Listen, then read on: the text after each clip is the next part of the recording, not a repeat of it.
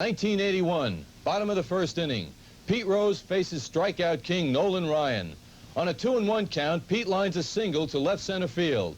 That was hit number 3,630, which placed Pete at the top of the all-time National League hit list. John, we were there at Veterans Stadium in Philadelphia on that memorable day. Joining the crowd of 57,000 people was the man whose record Pete Rose equaled, Stan the Man Musial. John and I spoke with Stan and Pete on that special day in baseball history. A Sports Profile, a personable discussion with Stan Musial and Pete Rose. Brought to you by Budweiser.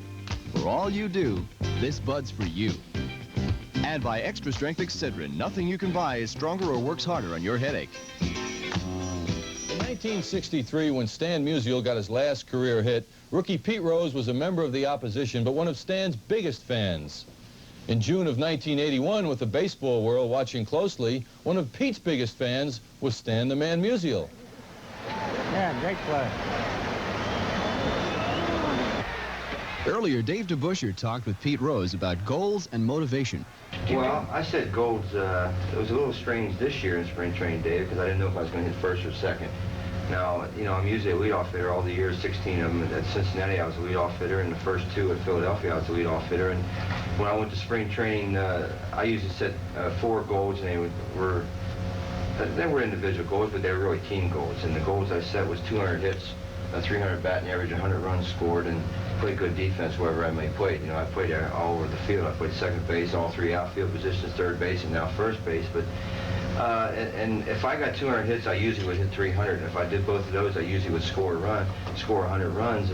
And you know, that's my job, getting on base. I'm sort of a table setter for the guys who knock in the runs. I agree. And there's not a heck of a lot of guys. I look at it like this. I don't miss any games. I could get 162, or I could hit 250 and get 162 hits. The man is going to join us right after this message. Stan Musial. Stay with us.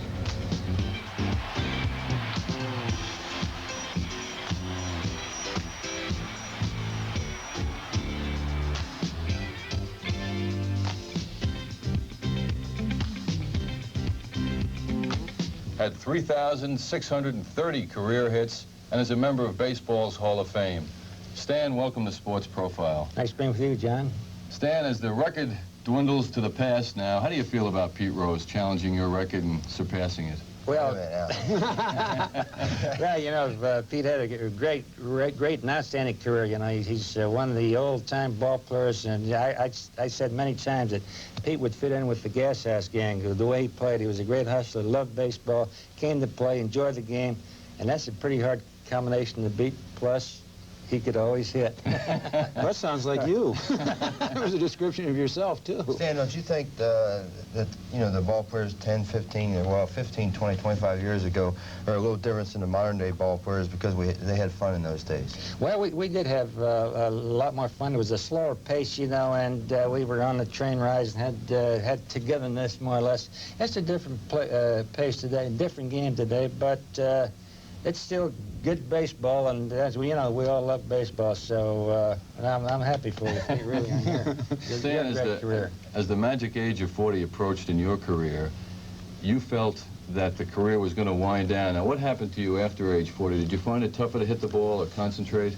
Yes, it was harder to get in shape, one thing, and it took me longer to get in shape. And then when the season started, I would not bounce back as fast. Your reflexes seemed to be slowing down, but overall, your legs kind of start to give out for some reason. But overall, the main thing was my concentration at the plate during those last couple of years. I just couldn't concentrate on every pitch. I could. My mind would be wandering about. You hit 320. Concentrate on every pitch. But I couldn't concentrate on every pitch, you know, and that's what was hard to do after I got past 40. So we'll just have to see how Pete's going to handle that. You know, I don't think it's any coincidence why the older players in baseball are having better years today. Like Gaylord Perry was a Cy Young winner a couple years ago. Lou Brock at St. Louis went out with a 300 year. Carl Yastrzemski still plays well. Willie Stargell was MVP in 1979 because I think Stan's right, but there again, I think the older players in baseball today are trying to take better care of themselves in the off-season. The ball clubs all have the Nautilus equipment, and they open the clubhouses and let them work out 3 times a week in the off-season. And I think the older players are smart enough to take advantage of the situation. And what I mean by that is, if I'm not mistaken, if you're a good ball player, you should make the most money in your career the last couple of years of your career, because that's when you got your salary to a certain level. And I think these older players nowadays are starting to understand that, and they're trying to concentrate on keeping themselves in shape during the off-season. I know when I was a kid, we used to always go to spring training. I'm talking about in the 60s.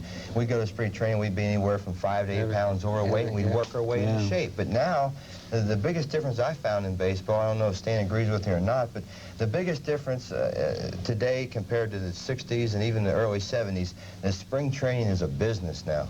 You know, you don't really go to spring training and get into shape, so to speak. I mean, when we go to spring training this past year as world champions, every game we played was a sellout. And the people, they plan their vacations around spring training games, and they want to see Mike Schmidt play in game 1. They want to see him hit a home run. They want to see him make a dive and play. They want to see me dive into a base. If Stan Musial was playing, they want to see him go 3 for 4 and make a good play in the field. And consequently, I think because of that, the players as a whole are keeping themselves in better shape throughout the whole year. Yes, I think so too, Pete.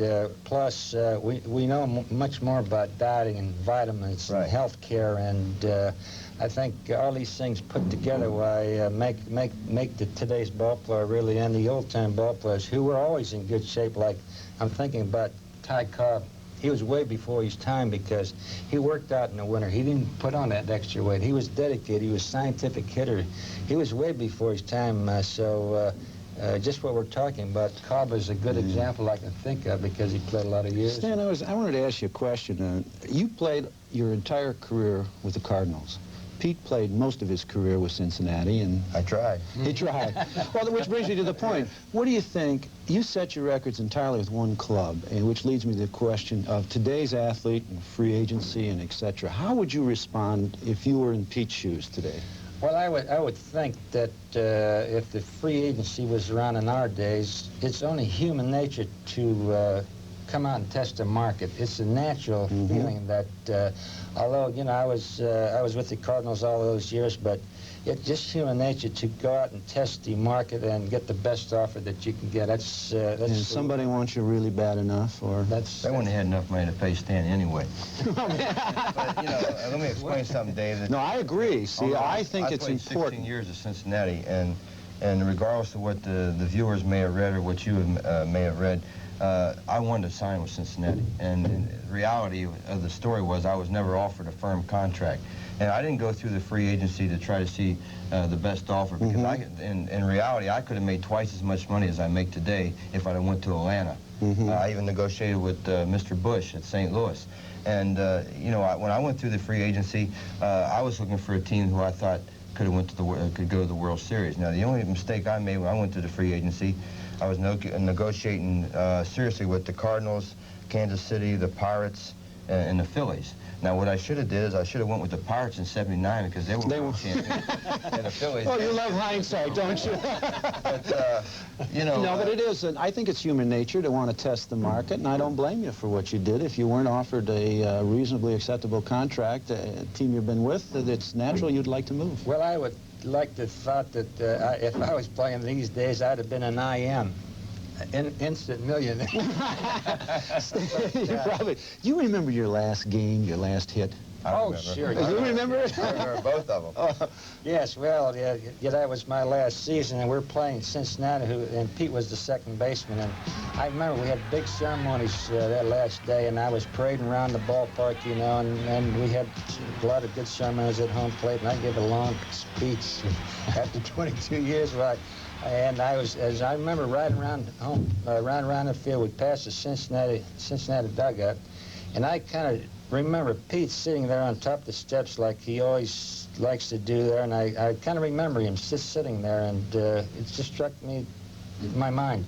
I kind of remember that incident. So That aggressiveness was coming out, right? You Well, felt that what I did presence. is- What were you thinking What I about? did is I bugged him and got an autographed ball for myself. I still have it at home, but I'll never forget that day. It was one of the most awesome sights I've seen in sports, because when the ceremonies were being taking place at home plate, they had us lined up on the first base line, and they had the Cardinals lined up on the third base line. And Freddie Hutchinson, the late Freddie Hutchinson, who was a Stan Musial fan, to say the least, told me he wanted me to sit right next to him. He said, I want you to watch this, because I guess Hutch at that time had an inkling I was going to be Rookie of the Year. And he said, I want you to sit down and watch him honor a real man. And I'll never forget the Boy Scout putting the ribbon around Stan's head with the big medallion on it, and then all the proclamations being read. And then we left the field, and that's when they put Stan in the convertible. And I don't know, was it a 63 convertible? That's what year it was. That must have been, because that was a year. But then, lo and behold, I played second base, and he got a base hit to my left and a base hit to my right, and they pinch run for him, and I don't know how long that standing ovation was, but I could have went and got a hot dog and a piece of apple pie as well. Well, you know, as I recall it now, we were talking about my last game. As I looked at the box score, I got 2 hits that last game, and I looked at the box score and I said, Pete Rose. Pete went 3 for 6, so he was gaining on me from the very first Your last game I game. retired, yeah, so it was a great day. As you look back to where you were at the point Pete's at right now, what were your goals at that time? It wasn't Ty Cobb for you at that point in your career, was it? Now, my most important goal after I got it was in the big leagues several years was 3,000 hits was a magic number in baseball in those days. And once I started playing about 10 years, I figured I had a shot at 3,000 hits, and I had my sights set on 3,000 hits. Not many ball players had gotten 3,000 hits at that time, so it was a very magical number in baseball. So that was one of my big thrills in baseball when I did get to 3,000 hits. And of course, Tell them a story about it. You got in Chicago on a train ride back to St. Louis. I think that's interesting. Yeah, we had I wasn't supposed to play in Chicago this day, and of course we're playing in St. Louis the next day, and Hutchison, who was our manager, I was sitting on the bench, and the occasion arose where I had to pinch hit, and sure enough, I pinch hit and got a double down the left field line to get 3,000, you know. So in those days, we traveled by train, and we stopped at this certain town, Springfield, Illinois, Decatur, Illinois, other towns along the way, you know. So all the fans knew when the train was coming through there. So they stopped, and the crowds were all there, and I'd get on the end of the plane, and I'd give them a train ride, I'd give them a speech, sign autographs. It was like a political campaign. You were doing a little you know? stomping in those days. Plus, when we got to St. Louis, we had thousands of people at the Union Station. All the kids were there. It was getting late at night, too, you know, so I gave us a nice talk and talked to the children, and I told them, because they were so nice to come down to my at midnight to kind of meet the train, that tomorrow all the kids can take off to school. I think a lot of them believe me.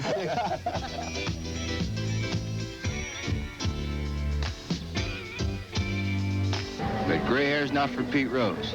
So I started using Grecian formula. Grecian formula. It does away with as much gray as you want, some of it or all of it. And the change is so gradual and so natural looking, no one notices. If I had gray hair like this, my teammates would laugh and call me Old Man River. Hey, listen, if the gray-haired league's not for you, get Grecian formula. Stan faced during their respective careers. I was surprised at some of the answers. Well, you know, believe it or not, you're not going to believe the 2 guys I've had the most trouble with over my career. Jim Brewer of the Dodgers. I just didn't pick up a screwball worth a darn, and I was always out in the front. And Randy Jones, who's struggling this year, but when he was with San Diego, gave me a lot of trouble. I just didn't pick him up. Those are the only 2 left-hand pitchers I've ever batted left-handed off of. Now, as far as I'm concerned, over my career, the best pitcher that I ever faced, and I had good success with, was Juan Marichal, because he had 5 pitches he'd throw for strikes at any given time. The hardest thrower was Koufax. And I think of 3 guys as the most competitive, and I think Bob Gibson surely fit that. Jim Bunning surely fit that, and Gaylord Perry surely fit that. Now, when I mention those fellas, I don't mean to you know, leave out guys like Nolan Ryan and Tom Seaver and Steve Carlton, who is probably the best today, and J.R. Richards, before he had his stroke, had the most awesome stuff in the league. And there's been I even got a 5 for 5 off of Warren Spahn one day. That's when he's with the Mets. I could have did it when he was with the Braves. A few battles with him. But there's been so many good pitchers and so many great pitchers. John Drysdale was a great pitcher, and Kurt Simmons, who played with Stan. I played against him, and it's really unfair to really rate the pitchers because there's so darn many good ones. Koufax was a great pitcher for the short time, you know, and he had a great fastball that rose and a great curveball, but he didn't bother left-handers. At least he didn't over bother the top, me. right? He was straight over the top, you know, and had a good hard fastball and good curveball. But when I played through the years, I thought Warren Spahn was the top pitcher in our era. Pitchers, you got to give them credit. I mean, you know, there's certain hitters, or a lot of hitters, when they go 0 for 4, they want to break the water cooler and everything like that, or throw their bat. I never do that because, you know, you don't get that many good bats a day anyway. And they go back and they hit their helmets and stuff like that. And, you know, you have to realize if you're a youngster out there, the pitcher is getting paid to get you out. It's just a battle. It's a 4-time battle every night. You go up there 4 times. And like Stan said, you only got to get 3 out of 10 to be successful in this game. Now, if you're a doctor and you operate on 10 people, only 3 of them survive. Those odds are not good. He's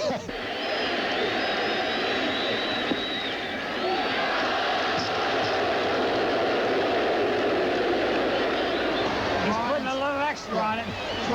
Ryan's trying just as hard not to let him get the hit.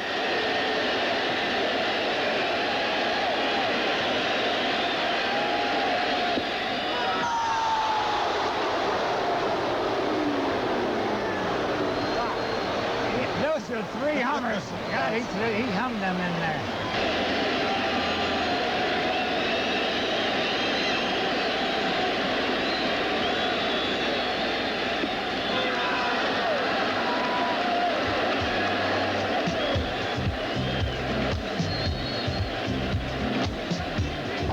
I could always hit the preacher because I didn't let him get 2 strikes on me with that spitter. You know, I like to ask Stan a question. Something that's really helped me as far as being 40 years old.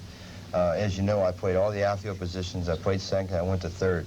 Now, I had no idea you know, he was the only guy that ever touched first base more than me in the National League.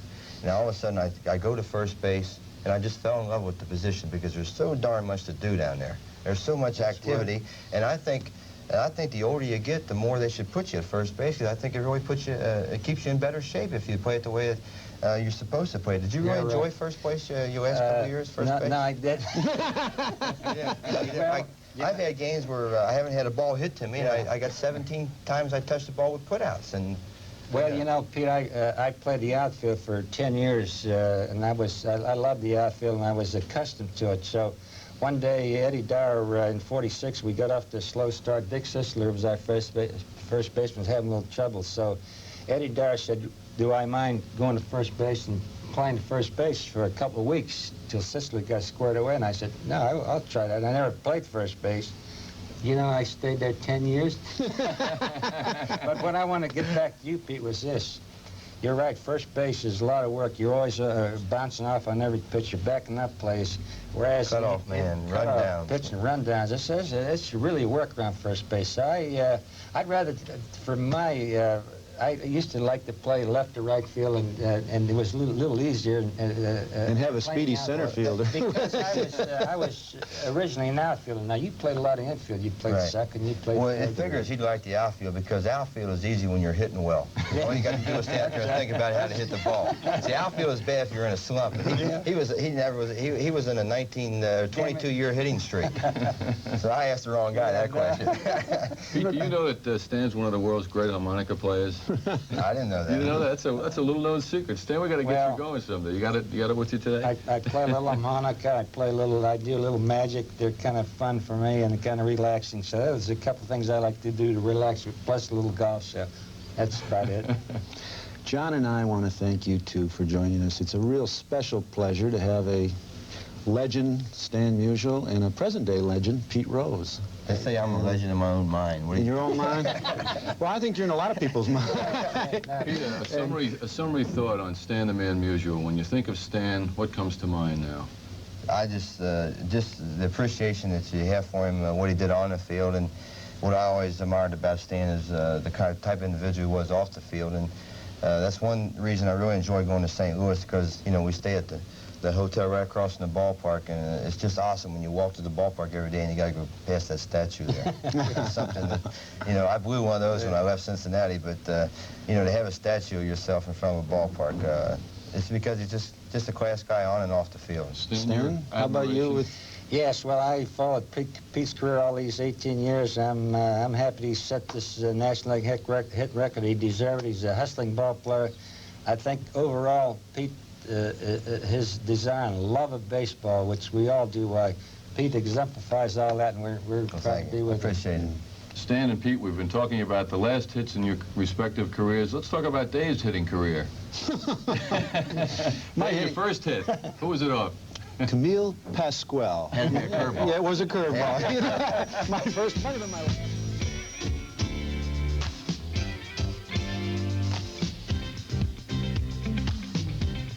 This Bud's for the guys who make our engines purr like a kitten and roar like a lion. This Bud's for you, for all you do. The king of beers is coming through. Yeah, just for you, that distinctively clean, crisp taste that says Budweiser. For all you do. This Bud's for you.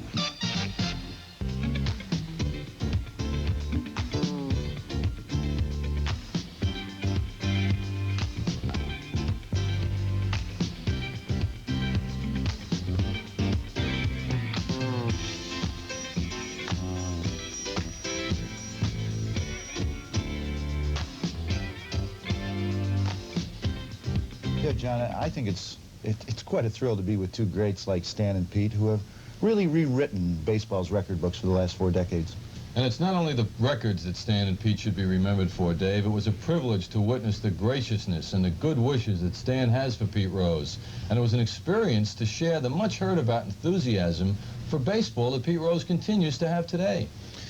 Also, I think it was very exciting to see the warmth and admiration these men have for each other and also for the game of baseball.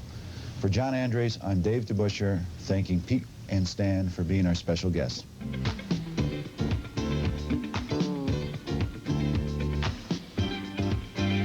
A Sports Profile has been brought to you by Budweiser. For all you do, this Bud's for you. And by Extra Strength Excedrin. Nothing you can buy is stronger or works harder on your headache.